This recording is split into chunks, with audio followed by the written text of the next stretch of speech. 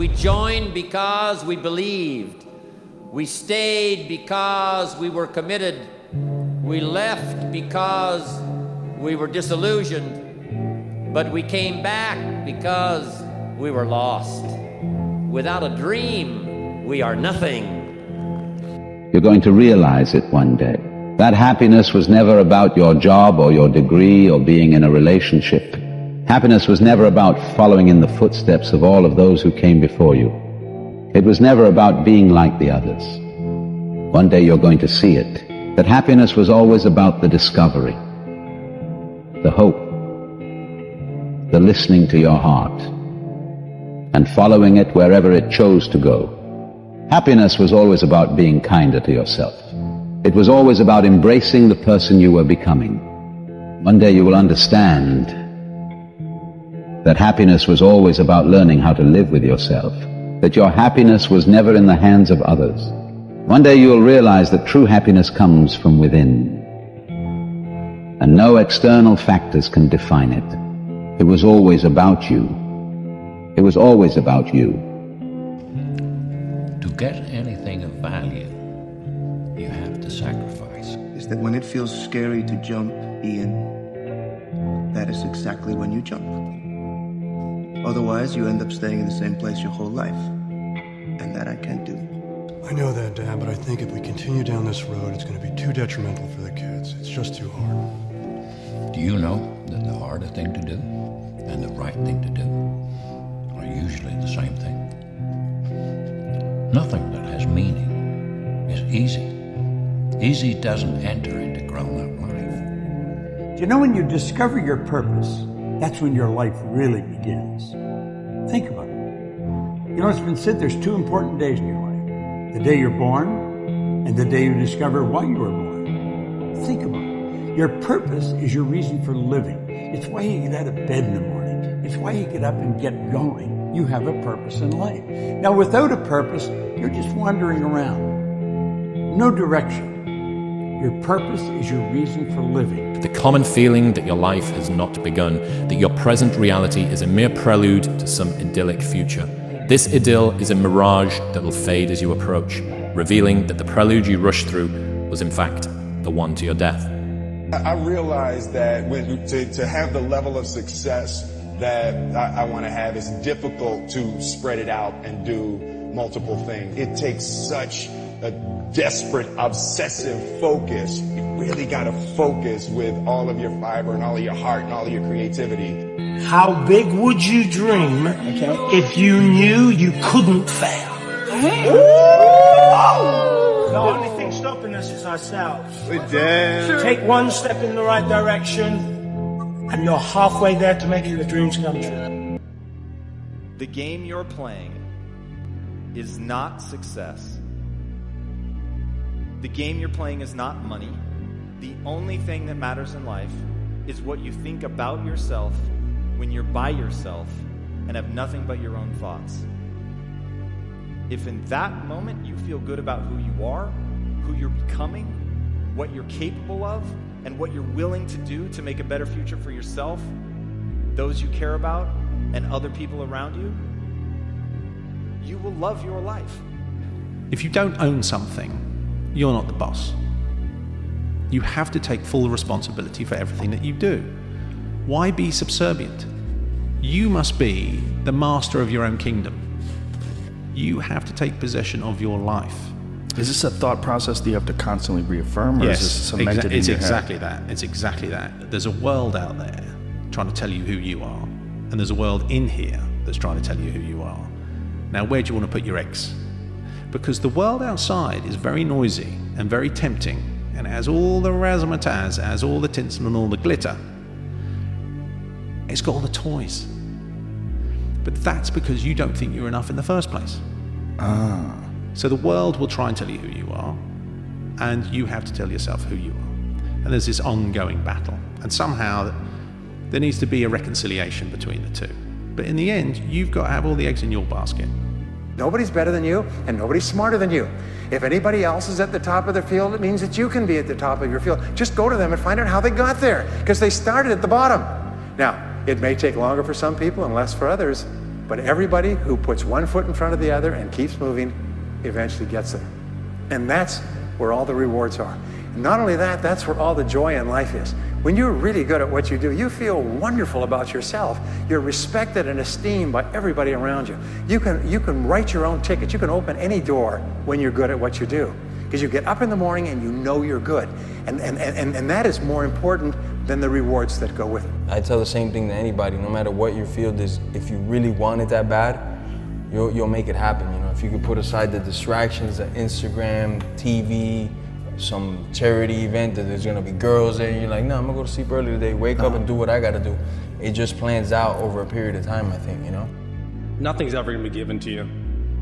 Everything's gonna be earned. If you don't go out there and put in the work, you don't go out and put in the effort, one, you're not gonna get the results. But two, and more importantly, you don't deserve it. You didn't earn it. People only fail because they get caught up into what winning was. You're supposed to fail at some point in time. You're supposed to get knocked down a couple times. You're supposed to lose. That's how you learn. Perfection is only a word because imperfection was discovered. You can't be perfect without knowing what imperfect is. You have to experience imperfection at some point to go, now I'm perfect. And that's what people don't realize. The problem with some of y'all, the reason why you don't give 120% every doggone time you get on the field, because you ain't got a why for what you do. You ain't got a why. I walk in the room, I can see some of y'all. I spoke to all of y'all when y'all came in for the most part. Why? Because I'm looking in your eyes and I see some of y'all and you ain't serious. So many people never achieve their goals because they have too many toxic, negative, energy draining people in their lives. And you have to have goals outside of your comfort zone that will challenge you, because in order to do something you've never done, you've got to become someone you've never been. And you got to have a mentor who's experienced, who's been there, done that. And as a result of that relationship, because you can't see the picture when you're in the frame, Muhammad Ali said, I'm the greatest, but he never won a championship without Angelo Dundee. And Michael Jordan never won a championship without Phil Jackson. So you've got to have someone that can see something in you that you can't see, that can take you to a place within yourself that you can't go by yourself, that you're gonna fail your way to success. You're gonna get slapped around by life. And don't spend time complaining about it and telling everybody 80% don't care and 20% glad it's you. If you go to the gym and you work out and you come back and you look in the mirror, you will see nothing. And if you go to the gym the next day and you come back and you look in the mirror, you will see nothing, right? Clearly there's no results, can't be measured, it must not be effective. So we quit, right? Or if you fundamentally believe that this is the right course of action and you stick with it, if you believe there's something there, you commit yourself to an act of service. You commit yourself to the regime, the exercise. You can screw it up. You can eat chocolate cake one day, you can skip a day or two. You know, it allows for that. But if you stick with it consistently, I'm not exactly sure what day, but I know you'll start getting into shape. I know it. Going to the gym for 9 hours does not get you into shape. Working out every day for 20 minutes gets you into shape. It's not about the events. It's not about intensity. It's about consistency. You have to have an ability to handle pressure. And people that can handle pressure can be entrepreneurs, can be successful. Now, I have some friends that are really, really smart, but they can't handle pressure. In which case, they should work for somebody, do great, and have a good life. There's nothing wrong with it. Because I almost think that's an instinctive thing, the ability to handle pressure. Now, one of the things I tell people about pressure is, you know what, they said, how do you handle pressure? Who's had more pressure than me? Have I had pressure over the years? But one of the things I tell people about handling pressure is, remember, because they ask me the question, how do you handle the stress? You've got to be able to sort of say to yourself, nothing matters that much other than the real big deals with family, with your faith, etc. If you want to know something about yourself, sit on your bed one night and say to yourself, what's one thing I'm doing wrong, that I know I'm doing wrong, that I could fix, that I would fix? It's like, you meditate on that, you'll get an answer. And it won't be one you want, but it'll be the necessary one. If you don't specify what you want, you won't get it.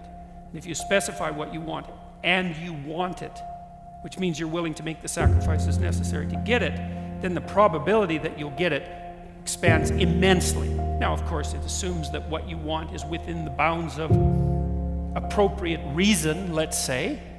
But you could also dream big, and there's always the possibility that'll work out too. Then they write for 15 minutes, okay? Your life is the way you want it to be in 4 years.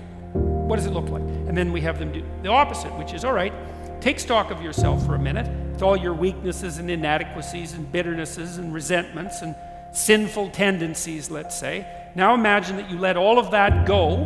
Which little corner of hell would you occupy in 3 to 5 years? Why don't you write about that? And everyone knows where they'd go if they let themselves. And so then you have something to avoid, and you have something to strive for.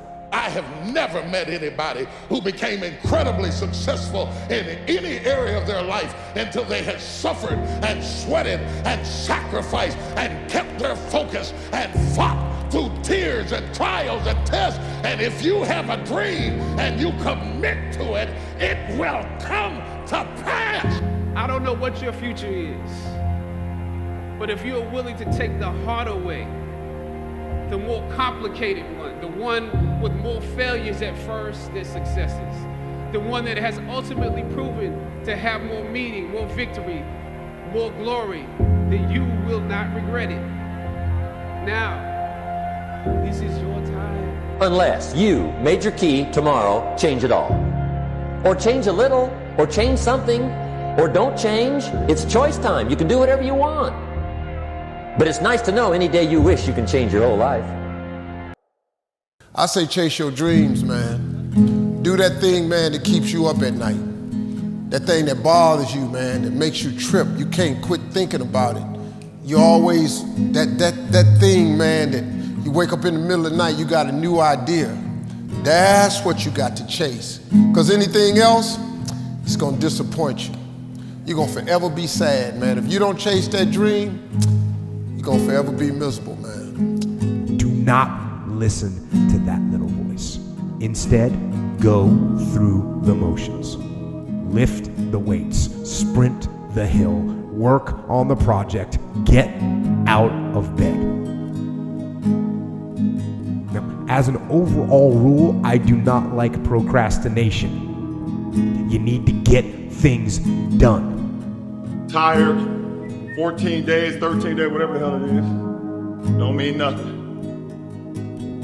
Tired is only in the mind. You tell yourself you're tired, you're gonna be tired. I don't get tired.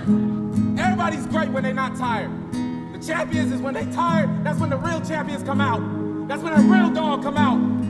Because if you go piss like a puppy, stay on the porch and let the big dogs eat. Let them on the field. Have some heart. I get emotional about this. I'm about to cry because I care about y'all. Last year wasn't it. Like, people want to leave, men especially want to leave a legacy behind. It is in our DNA. And so for you to do that, you must have generativity. You must want to lean into becoming the best version of yourself and constantly reinventing yourself and recreating yourself and developing new hobby skills, traits, abilities, so that you are still interesting to people who are younger than you and who want to get motivated, inspired, and want to learn from you. Or the alternative is stagnation. The best of you is behind you. It's all downhill from here. You're entering your 40s and you're just like, I'm a hamster on a wheel, man. I do the same thing over and over again. The problem with the pursuit of happiness is that when life's storms come along, happiness disappears, and then you're left with nothing. And so you need to pursue something that's deeper than happiness. And if happiness comes along, well then, hooray for you. You don't want to despise it because it's fleeting, but it's much better to pursue things that are meaningful than things that make you happy. It's deeper and it orients you more appropriately, and it keeps you centered in your own life and makes you more useful for your family and your community. So that's one thing. And it's a relief to young people to know that the baseline conditions of life are difficult, but that you can still prevail. The winners that I know always feel that they're behind. The winners that I know always feel like they should have done more at the end of the day, even though they worked harder than everyone else around them. The winners that I know always feel they're behind, that they should have done more, than they did that day, that they could have achieved more, they could have made more, they could have added more value, right? And that is a mindset that you can develop. That is not some kind of innate trait that I have or other people have that you don't have. You can develop that by setting higher standards for yourself. The problem is that your mom and dad and school teachers and everybody around you has conditioned you and indoctrinated you in becoming average and accepting average. Worst feeling in the world is to be facing death and to think, damn it, I've wasted my life. And I want people out there to realize that if you're 20s and your 30s, you don't want to reach that point. You don't want to waste your time and become 55, 58, have a stroke, face death, and what have you done? Nothing. You've moved from job to job, you tried this, you tried that with half the energy, you really have nothing to look back on. That's the worst feeling. So, I don't have that problem, I don't think. So that's part of how I'm able to stay calm. But the other thing is, you say, bring it on, what worse can happen? I've already experienced it, I'm somebody who has a great deal of fear of death, and now I had to deal with it. So, it's all right. It's not that bad. I can handle it. These are things that we experience as athletes. Like some days I feel like I can't make a shot, man, and the basket feels like the size of a keyhole. And other days it looks like a swimming pool.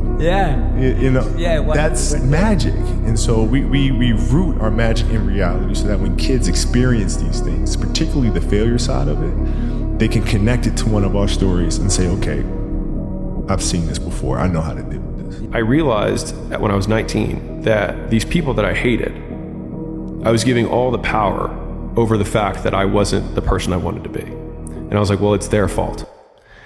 And the idea that I had actually given these people that I hated power over my success was ultimately something that made me feel sick to my stomach and was what allowed me to point the finger of blame inwards and say my fault, and then at least take ownership over the fact that we all want to be relevant, but I think we all forget to ask ourselves relevant for what before we chase our relevance or chase success. I think there's a difference between success and profit. I mean, profit does pay you back. Can you do things, and I love money, I'm all for it, but I see a lot of one-way tickets that are, you can get successful, win, have more money, but not be making a profit in your life. How many times we sacrifice quality for quantity?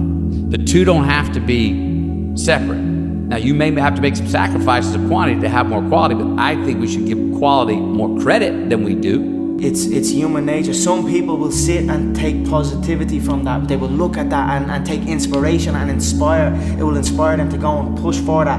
Others will shell up and critique it and be negative towards it. But one thing is for sure, those people will stay where they are. The people who take inspiration from it will rise up and also one day experience that life. So this is human nature. Some go one way, some go the other way. But I am enjoying my money, my hard-earned money that I have dedicated my life to. You can't have someone that says, I'm not sure if I'm motivated to do this right now. What you need is someone that is going to execute what they need to execute through pure discipline. Fear is overcome. Hesitation is overcome. It's not overcome by motivation. It's overcome by discipline. That's why it trumps all these bullshit emotions that are floating around in people's head. I'm scared, I'm afraid, I'm nervous, I'm hesitant, I'm not sure if I want to do this, I'm second guessing, all those little things. They're just overridden by one thing and one thing only, discipline, and that's what it's going to take. The impact can be non-perishable, forever, but it's got to be built right. And we got to take advantage of the time we have right now. If you want it bad enough, you find a way. If you don't want it bad enough, you find an excuse. It's called the body weight beatdown. You don't need any weights for it. You don't need a gym membership. You don't need any barbells. You don't need any equipment. All you need is this. That's your weight, your body weight. Last I looked, the person that finishes the race with their hand held isn't it about the how big they are, how tough they are, their potential. It's a perseverance. Meaning it's not about the dog that's in the fight. It's the fight within the dog. Well, yeah, it's a shitty situation. I gotta go to work because I gotta pay the bills and support my family. But you know, it doesn't mean I have to shortcut my success in what I'm doing. I'll find a way to work this out. It's who you are. You have to undo that shit. And no one came down and trained me on how to be happy, how to find peace, how to do this and that. That's why I'm so glad I found it through suffering. The greater the suffer, the greater the peace I found. But you have to reflect on where you came from the dungeon of hell that I came from. I had to reflect on that shit to find final peace and be able to say, wow, if you die in this bed at 40 years old, I'm the happiest motherfucker in the world because I did it. I pissed people off along the way. Some people don't like me, Merry Christmas, whatever. But you can finally look in the fucking mirror and you can cuss on damn rich roll shit and don't care what they say about you and be happy with it. If you make a vision board with your house on the ocean or you at the stock exchange ringing the bell, and that's all that you have on it, science says that that vision board will become a source of profound discouragement.